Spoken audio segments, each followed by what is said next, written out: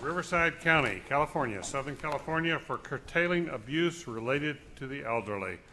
Margot Hamilton and Dennis Boyle. Good afternoon. I wanted to begin today by telling you about Christopher Lamb, a 32-year-old predatory con man. But more importantly, I'd like to tell you about Vernon and Jean, who were just two of the many elderly victims that Mr. Lamb targeted. Then I'd like to tell you how a program called CARE helped authorities hold Lamb responsible for his despicable crimes. Chris Lamb knew his victims because he had worked for them as a mobile home repair salesman. He was well aware of their ages and their vulnerabilities.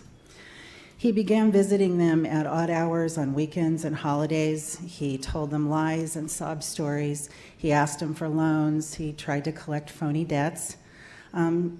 Sometimes he just stole their wallets. But he counted on their sympathy and he counted on their confusion, and believe me, he was not disappointed. In February, Lamb knocked on the door of Vernon, who's an 85-year-old widower with cancer. And Vernon felt sorry for Lamb, so he agreed to loan him $3,700, supposedly to help pay for medical bills.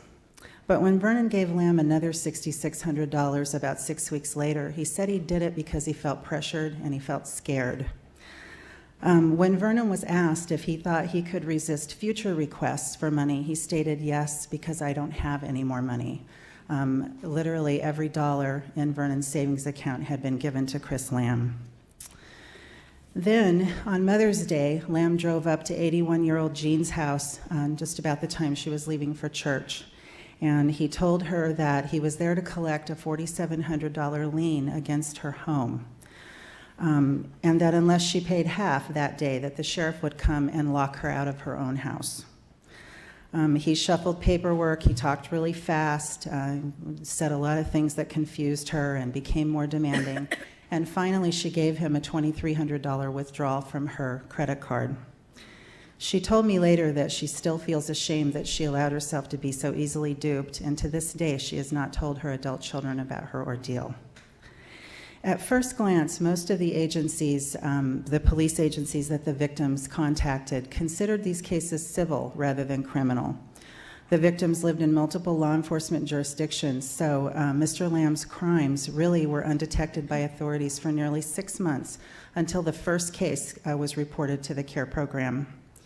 Soon, CARE staff had taken about 8 reports about Lamb, and the pattern had really become evident. The CARE went into action convincing the police agencies that the pattern of abuse really was criminal, not civil. And we interviewed victims, we documented the facts, and we shared the results with prosecutors. At trial, CARE also transported the elderly victims to court and supported them throughout the process.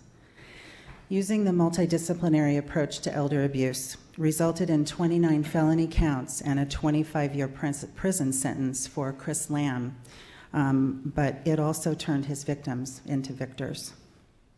And I'd like to make 3 points for you. First of all, this CARE program began as a very small pilot project in one of our political subdivisions. The elected Board of Supervisors member in that subdivision held a series of town hall meetings. Elder abuse was the primary issue that they all identified as something we needed to do something about. 2 years later, in my position as the countywide director of public social services, I couldn't help but notice that we just had an explosion in the number of seniors in Riverside County. The county is about 200 miles long and populated by about 1.8 million people. They had the same problems in all the other political jurisdictions that we had in this jurisdiction. I was privileged to be able to bring that program into county government and to replicate it several times over so that we could then serve all the seniors in the county. Now, the thing that makes this program unique, I mean, it's a very effective elder financial fraud abuse prevention program. You can tell that by the millions of dollars that we've recovered. What makes it unique, though, is the way we've been able to use our staff to examine the intelligence from all the different agencies that come to the table, and we can find and prevent crimes that otherwise went undetected. In fact, today as we stand here, we have 20-odd people doing a total of 190 years in California State Penitentiary for crimes that otherwise would have gone undetected. Question. Is that it? Yeah, I think it was.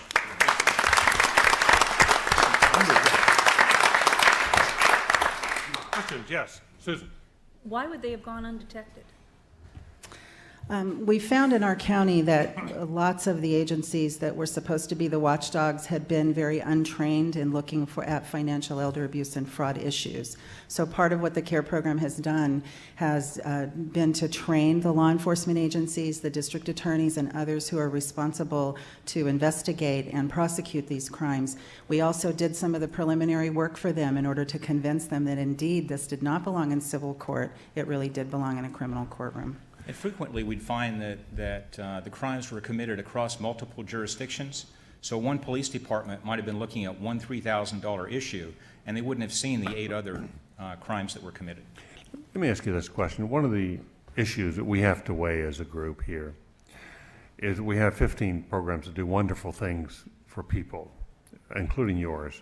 You clearly are helping a lot of elderly people. But we also have to ask how innovative they are. And I'm trying to get a handle on that question with you all. Well, our innovation is that we bring 4 different components together. There are programs out there across the states that have one piece or one part of what CARE does, but we partner in a little different way. My staff resides, for instance, inside sheriff stations, but we work for public social services, and that's not a particularly usual partnership.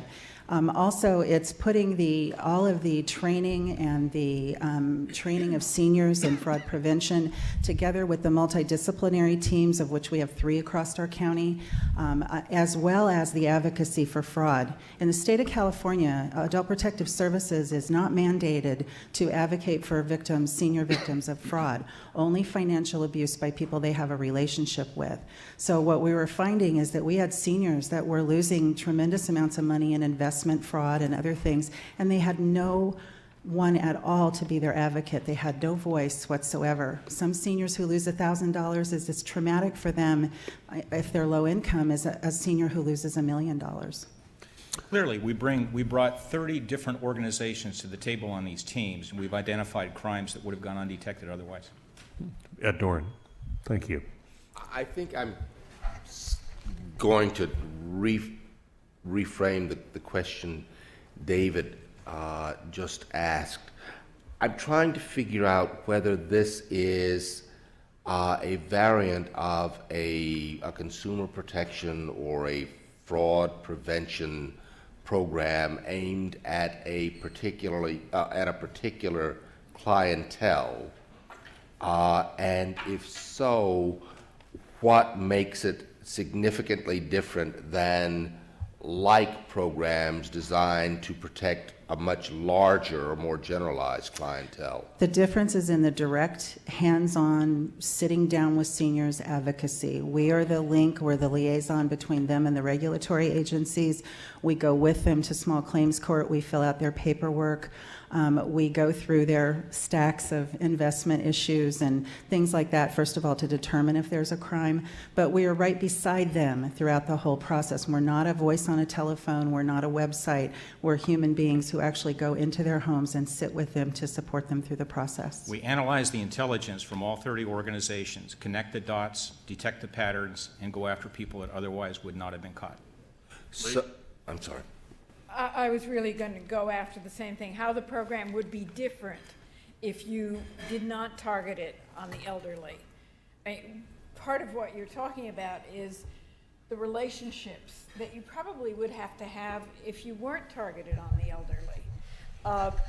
But could you tell us a little bit more about why this makes it such a good program that you are targeted on the elderly? What we find is that, when you're talking about being targeted on the elderly, if you can envision an 89-year-old woman who's just been taken advantage of by an investment company, who's in a wheelchair, who's very, very ill, having her face the issues that she needs to deal with to advocate for herself are almost an impossibility. So you're saying this is a particularly vulnerable population. It's a very because you vulnerable. could imagine the single mother Exactly. of 19 also being vulnerable. Well, I think the difference for the seniors is that when you're 85, you can't recoup the money you've lost. You can't go back into the workplace and earn that money back. If it's gone, it's gone. And so our focus is often to return that money or help them get their money back. Sometimes we do that in favor of pursuing something criminally because it's more important to restore their assets so that they'll have money to take care of themselves. And this is an exploding population, absolutely exploding in our county, and Yes, I think it is. elsewhere in the nation. Margot and Dennis, thank you both very much. Thank you.